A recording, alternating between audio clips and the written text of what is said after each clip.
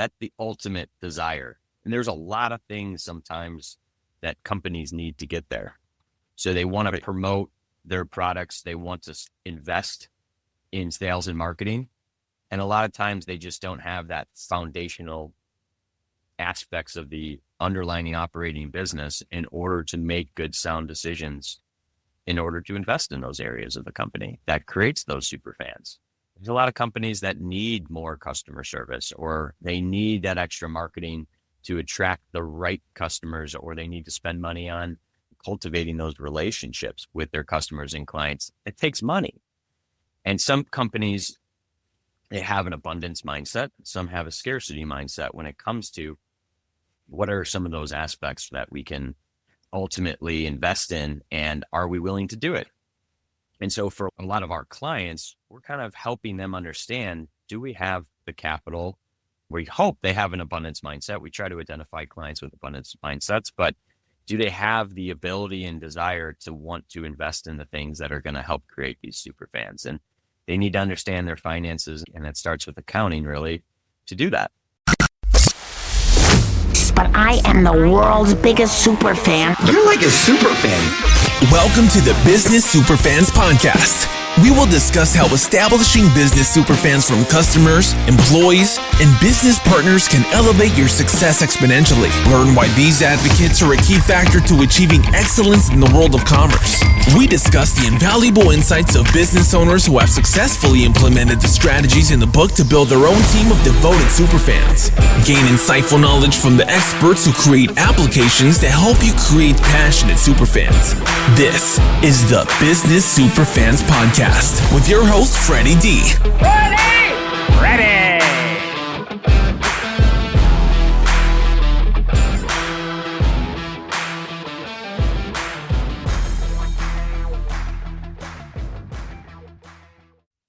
Hey, superfans, superstar, Freddie D here. In this episode 114, we're joined by Tom Dillon, CFO and seasoned financial strategist and the founder of Frak Finance. With a sharp eye for numbers and a passion for clarity, Tom helps small and mid-sized businesses turn financial complexity into confident decision-making. As a fractional CFO, he's guided companies through high-stakes moments like growth phases, acquisitions, and exits, always with a focus on data-driven strategy and results. From leading a 10 million e-commerce business to generating 3 million in a new investment sector, Tom's track record speaks for itself. Whether he's optimizing cash flow, structuring a deal, or decoding the financial roadmap, for an entrepreneur, Tom brings both strategic insight and hands-on experience. Get ready for an energized dive into the world of financial clarity and long-term value created. Welcome, Tom, to the Business Superfans Podcast. How are you this morning? I'm doing wonderful. I'm sitting here in New York City, and it's always a pleasure to be here, and it's a pleasure to be here with you as well. Thank you. It's been a while since I've been to New York. Last time I've been to New York was 2007. And I went there with my mom because it was our 50th anniversary being in this country. So I'm originally from France, but I was 2 months old when we came here. And so we went back to celebrate our 50 years coming from Europe to the U.S. It's amazing. And this city in general is just incredible when you think about it from all the cultural aspects. And you look around at the diverse cultures within one city, that they're all still intact. And it's really amazing. Yeah, New York is fascinating. I've gone there 3 times so far, so I need to go back.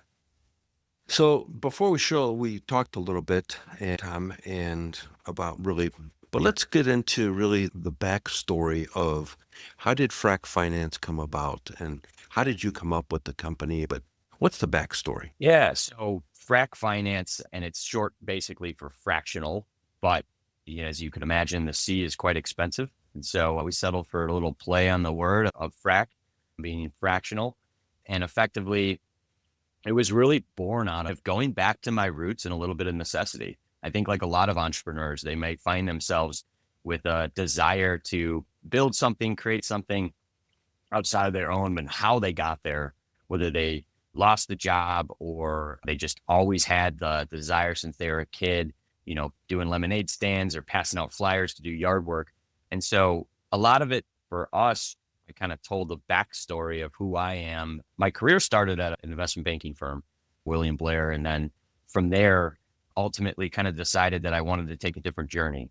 And the way that I really categorize, I guess, these aspects of my personal journey and other people in the financial world is some people are kind of pontificators. I was an analyst, judging and criticizing other people's business decisions as I pontificated their decisions. And then you move into, or maybe you become an operator.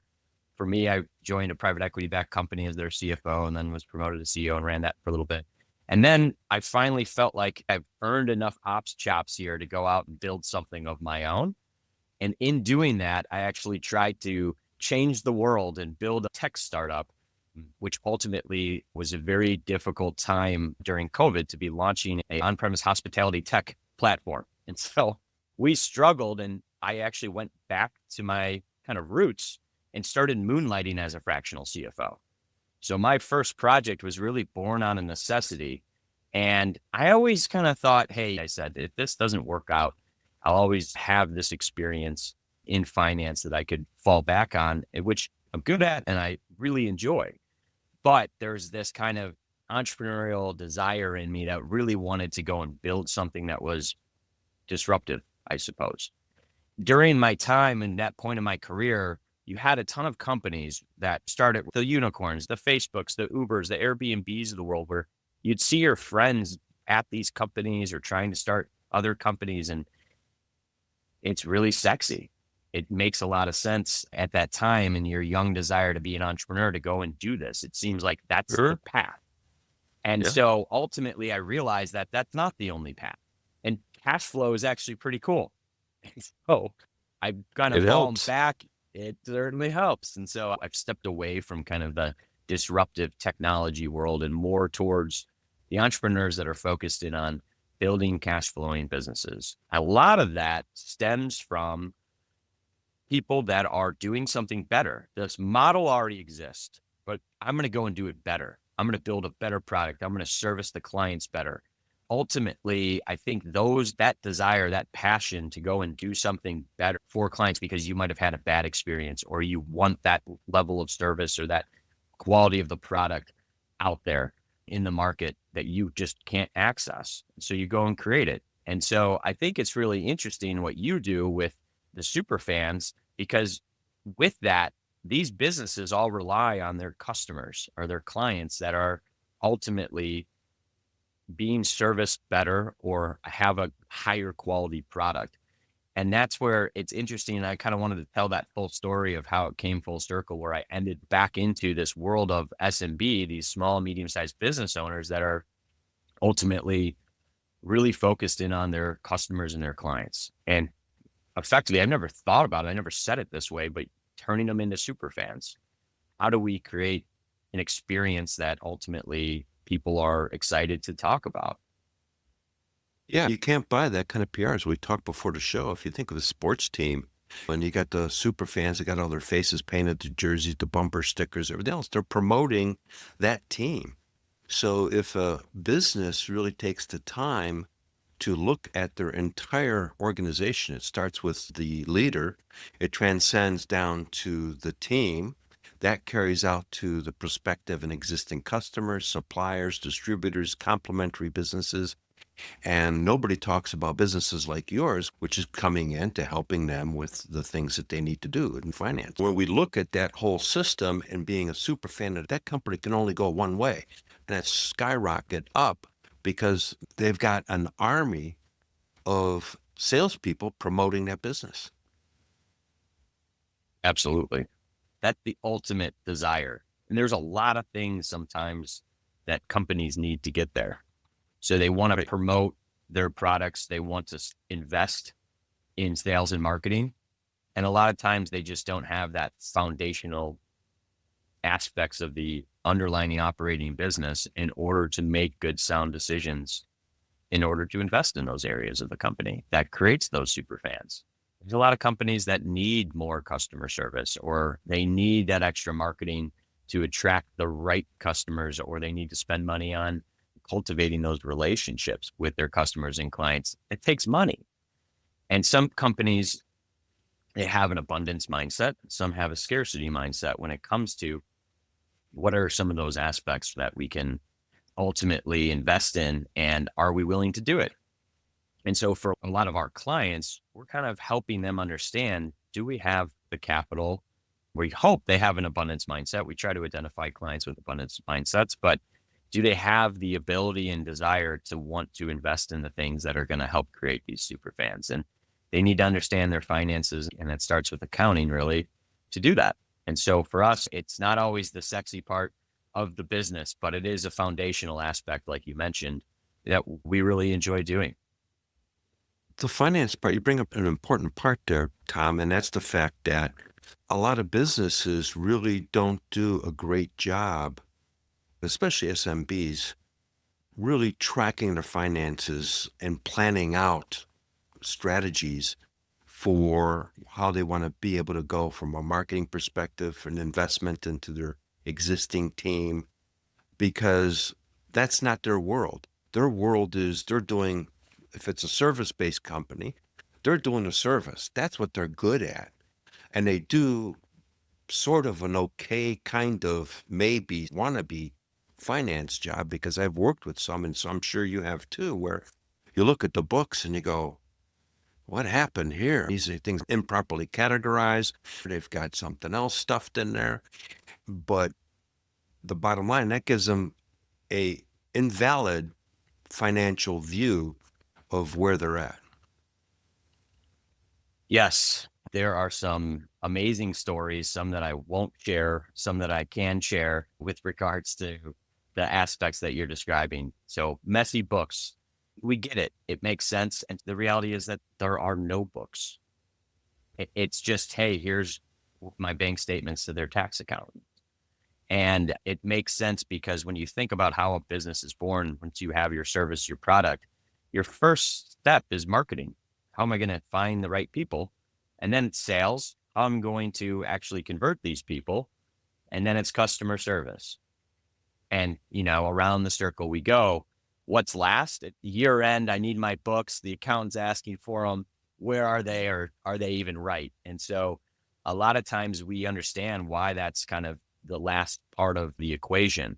But it's a foundational aspect to your point, where if they don't have good information, then it's very difficult to make sound business decisions.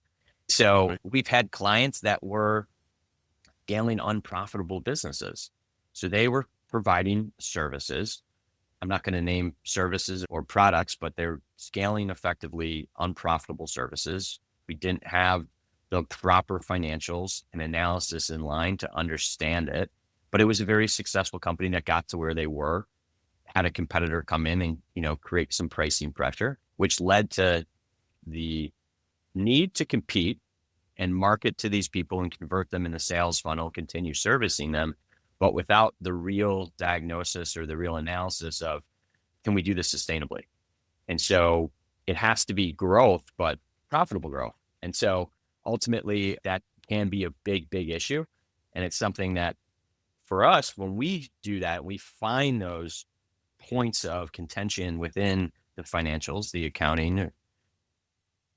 That's where we turn our clients into super fans. And there's two aspects. One, there's kind of cost cutting or the cost focused CFOs. Those are the ones that I just kind of mentioned. Those are the ones that are thinking about what are the issues? What's the leaky bucket? How can I plug those holes? We come in and we can certainly do that. And that's one way to create the super fans. The other way to create super fans is, for us, is really understanding what it is they want to do from a growth perspective, or where they want to exit the business and sell the company, and then reverse engineering the playbook, how to get there. And we focused in on both organic growth and inorganic growth, meaning growth through acquisition, so M&A. On the organic side, that playbook, it's going to require a heck of a lot of great experiences in turning their customers or their clients into super fans. And ultimately, we help them do that. We kind of look at it in terms of how much money are we going to need? And at different points within these cycles of growth, Are we going to need to hire ahead of that growth so that they continue to get good customer experiences and so that they continue to be super fans?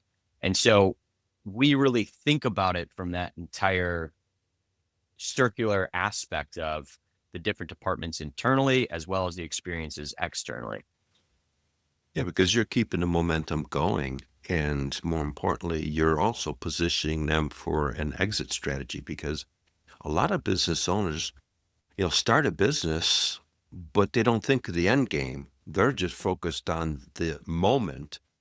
And the moment's great, but what happens if, unfortunately, something happens to that individual? The business just implodes. It's gone. I experienced that with a company. I happened to be there, and I was running the operations, and the goal was for me to run the company, and they were going to retire. Unfortunately, the husband was a husband-wife team. He had a heart attack and passed away. Oh, wow. And they had nothing in place except, luckily, I was there. And so I took over as the GM, and we grew that company, and we packaged it, and we ended up getting it sold. But had I not been there, that business would have been gone in 90 days. And, most people don't have the skill set to run the companies. That's why we have department heads and division leaders and people with expertise. And the ability to find people with that expertise at affordable rates was, you asked earlier, why we got into the space. And that's why we knew that most people couldn't afford a full-time CFO or a full-time accounting department. So we step in as a fractional CFO and accounting department that supplements your team so that you can keep running them. If not toughest loss and grief period during that time period for her, and then to have the business fall apart on top of that, that would have just been salt in the wound. Oh, sure. It's amazing that we were there and able to right the ship in some regard.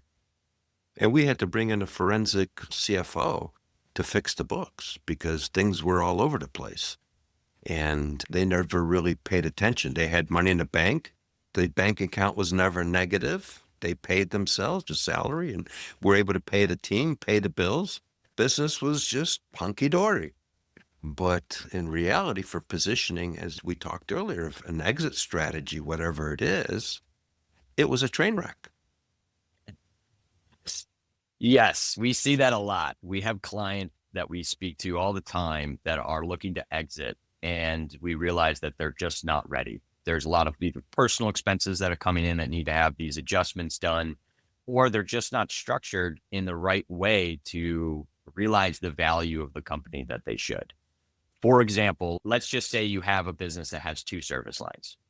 And within those service lines, you have various costs and you can do different accounting practices within them. And by breaking them out, your company might be valued based on one multiple for that type of service and another multiple for the other service. Well, this company just had everything under one. And then we've run into others where they don't have them categorized correctly. And so ultimately what that leads to is less enterprise value. And enterprise value means just the value you get for your company when you go to sell it. What is it valued at to someone else? What are they willing to pay for it? And why are they willing to pay one multiple for one business versus another? The same thing within companies. They might have different service offerings or they might have different products. And to think about it in that context, most business owners don't. And so preparing and positioning the company for sale, getting those books cleaned up, it does take time. And it also, your decisions for the future, how you're allocating your capital to reinvest in the business and grow that business, you might want to know how that business is going to be valued and perceived by someone else prior to making those decisions. And so having those conversations early and often to ensure that you're on the right path, I think is very important. Absolutely. The other thing that I found with that particular company was they were invoicing in the wrong invoicing periods. So I'm sure you've not run into that at all. What you bring to the table is very important for small to mid-sized businesses to get an outside source to come in and at least quarterly take a look at where you're at and give you some advice. If you don't have the funds to hire somebody on a regular basis, have somebody come in at least every 90 days and take a look at what's going on, because you can at least prevent hitting a big hole in the ground and doing a face plant because you didn't have the foresight to make sure your finances are where they need to be. That's absolutely right. You definitely want to have some assessment of what the books look like. Are the books, or what it's really called the chart of accounts, are they properly set up? The foundational aspect of, are we putting these expenses and these revenues in the right area, in the right category? That's the chart of accounts. And ultimately making sure that you've got the right chart of accounts, and then making sure that those books are set up in a way that also is reducing tax liability, and thinking about and working with the tax accountant and making sure that we're taking advantage of the tax codes that are out there. And so there's another aspect in terms of just making sure that the foundational aspects are setting the business up to protect what you work so hard for. And then from there, it becomes a little bit more strategic. I find the strategic and growth side of the business very interesting. Everything's a little bit different. By and large, it's the same, but it's the people and the processes within the team, and then the end market and the customers and clients all focused in on that brand messaging and the overall ecosystem of how you're going to accomplish everything. And that strategy to get there, I find very, very interesting.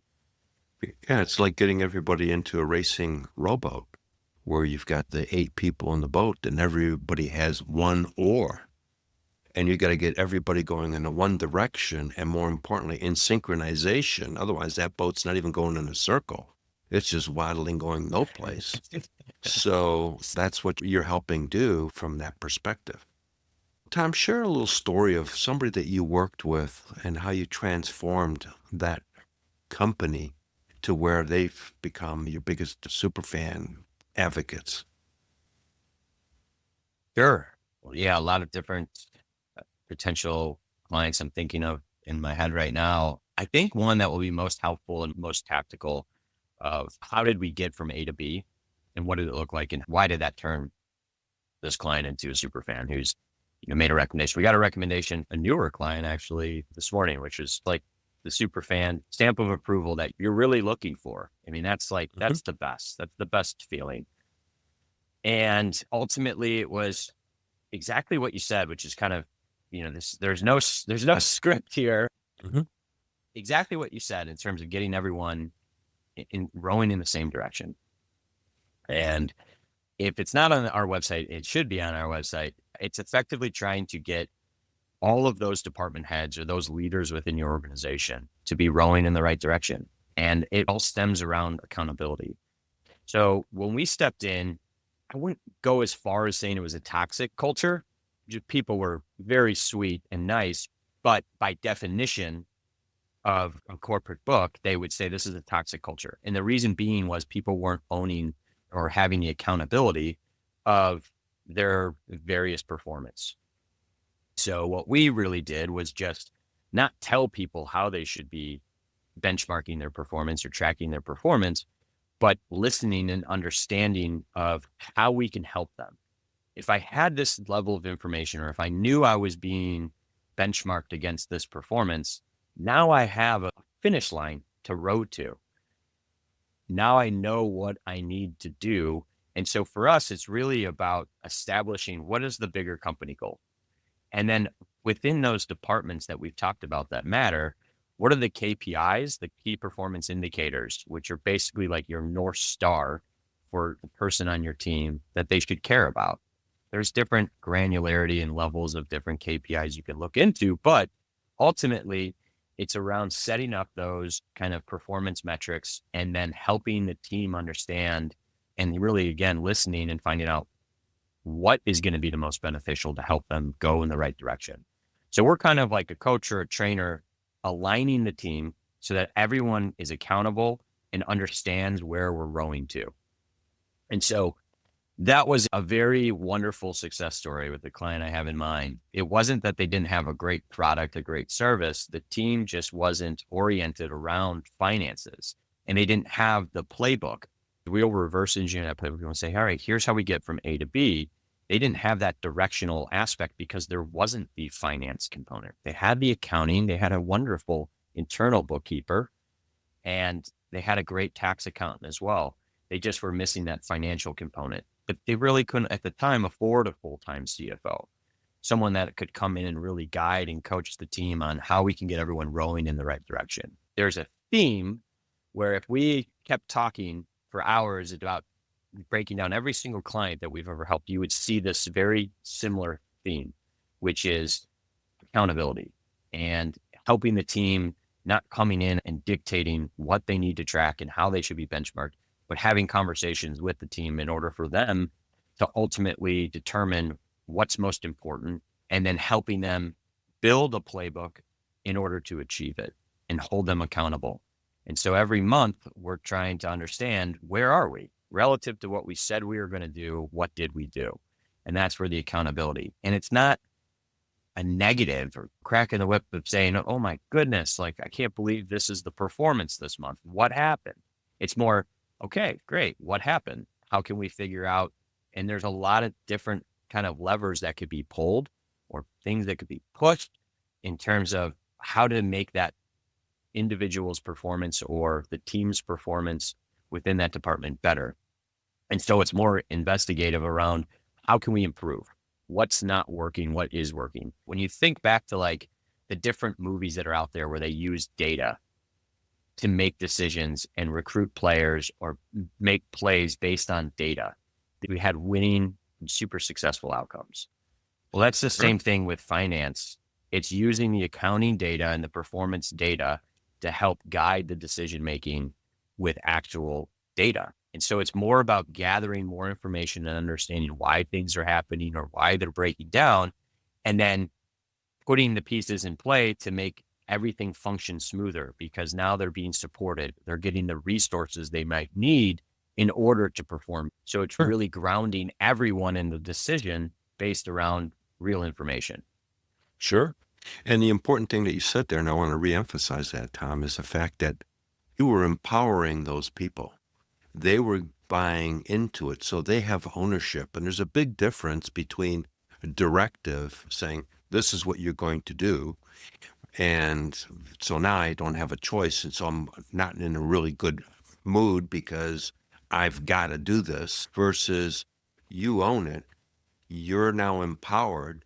And now what are your ideas to help propel this in the right direction?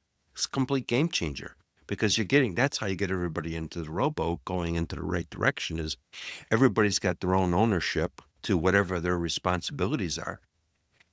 They have a different perception of everything now because, wow, I'm in charge of this.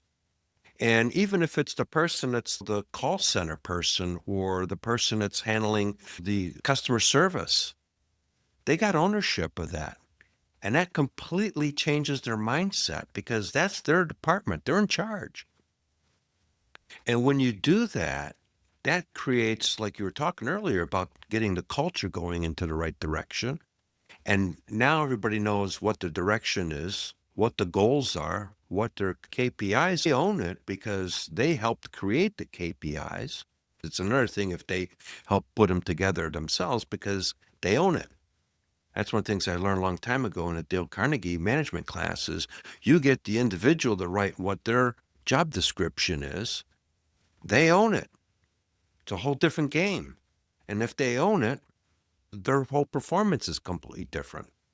And then as a leader, your job is to get the heck out of the way and really just help them accomplish their goals. And if you help them accomplish their goals, you don't have to worry about yours. They happen automatically.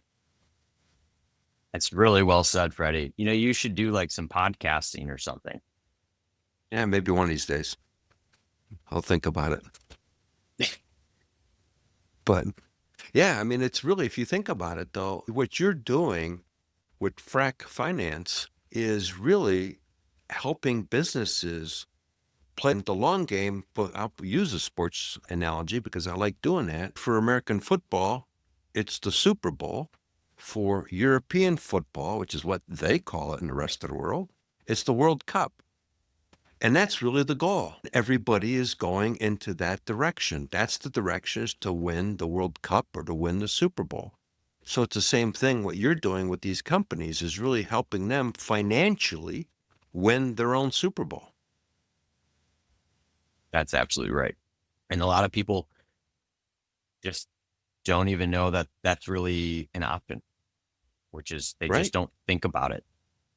They don't understand that there's a structure to everything in this business world. Winning the Super Bowl is going public, which arguably, maybe it's not, maybe it's just the M&A event, but in a liquidity events, the Super Bowl, man, the playoffs, the regular season, the summer camps and training to get there, it's a lot of work. And the sooner Yeah. you can start at least putting together the playbook on how you're going to achieve that and have some fundamental, foundational people in your corner to help you who have done it time and time again. We've seen a lot of wonderful people and wonderful businesses who really struggle and fall on hardships because they just didn't have a few key pieces to help, right the ship. Sure. And there's the other thing too that comes into play in the SMB world is, okay, I've worked at corporate America for my 40 years or whatever, and now I'm retired. And I'm sitting home and I'm going like, all right, I can only watch so much TV. I can only do so much stuff around the house. I'm bored stiff. I'm going to start a business. And those people don't have the skill sets, and I don't mean it in a negative way, but realistically, they're going to be that person that's going to start off a business, leverage your skills that they had over the 40 years, but they're not a finance person. They may not be a salesperson and everything else. And I think that what they should really do is reach out to companies like yourself and help position what they need to do from a financial perspective as they're putting this together and as they're getting started, so they create the right foundation.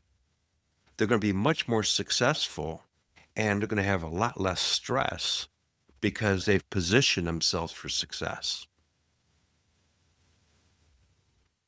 Yeah, it's a lot easier to start with a good foundation and grow from there. There's no doubt. Because when you think about it, there's a lot of people that retire and then get back into the business world and they do okay, but those are a lot of ones that I've ran into that don't have all the skill sets. They're trying to generate some additional revenue. They may not be solid in their marketing strategy. I'm speaking about this because I think they need to reach out to people like yourselves that are doing fractional financial services, fractional marketing services, fractional sales services to help them really go in a direction. It'll shortcut everything. It's like buying a book and getting 20 years worth of experience in a book in a week. Well, I appreciate that endorsement. You know how I feel about it. Yeah.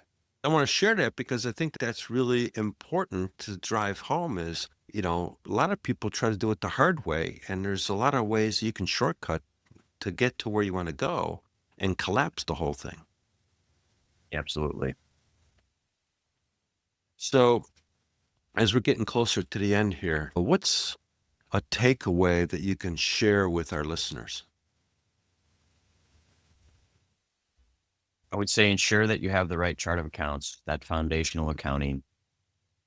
Try to align the team around appropriate KPIs and limit them to one or two.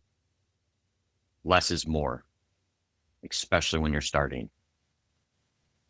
And if you need help, reach out to someone like us. It can be absolutely transformational, not just for you, the business owner, but for the overall team and culture. It's really wonderful to see everyone on the same page and rowing in the right direction. It's amazing what ends up happening to the clients and customers that they serve and creating the super fans out of the people that they actually want, because now they're focused on the right things, not the internal struggles and the game plan on the goals that they're trying to accomplish. But now they're focused in on actually serving, which is the most important thing in business. Who am I helping and why? And they get to focus on the right thing. Yep. Because it's not reactionary anymore. You're being proactive. And when you're proactive, it's a whole different game. It's, again, I go back to sports. You see the team that's high-fiving and jumping and excited and everything else, they usually win the game. The guys that are stressed out and frustrated and everything else, they always lose the game. You can tell sometimes in the very beginning of the game who's going to win, just by the physical and the emotions that they've got. in being proactive, you're going to get much better results than you would being in a reactive position.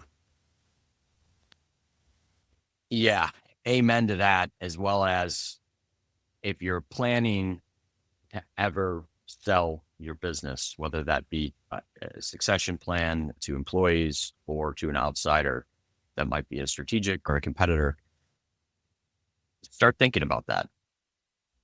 What does that look like? When is it going to happen?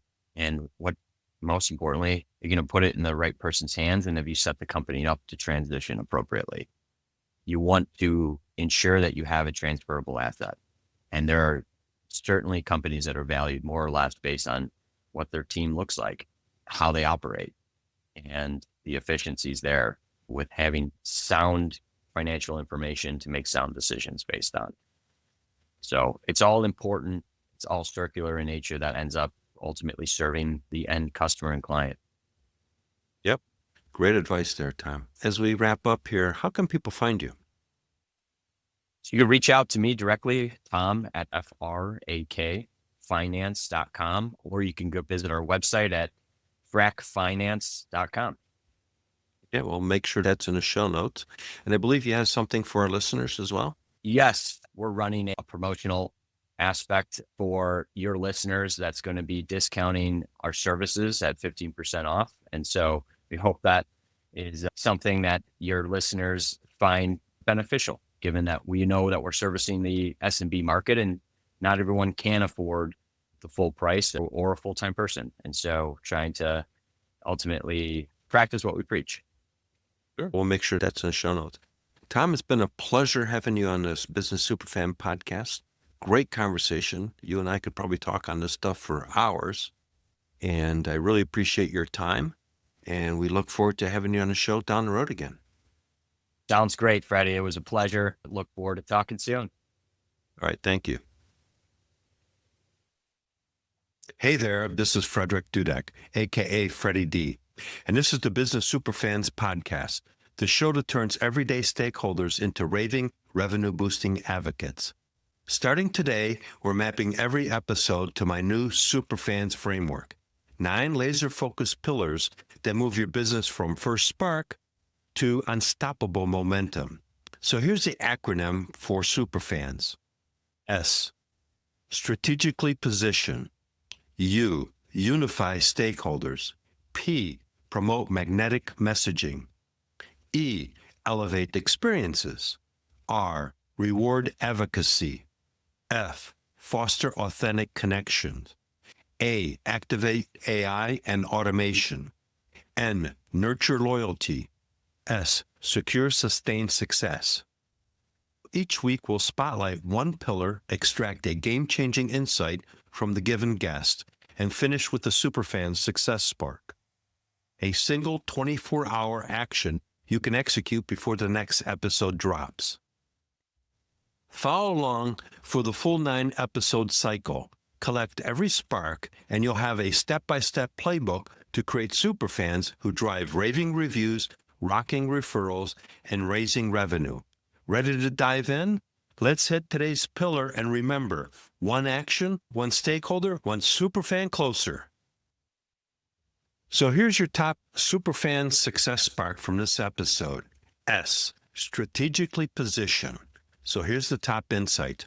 Ensure that you have the right chart of accounts and align the team around appropriate KPIs. So here's your action step, 24 hours.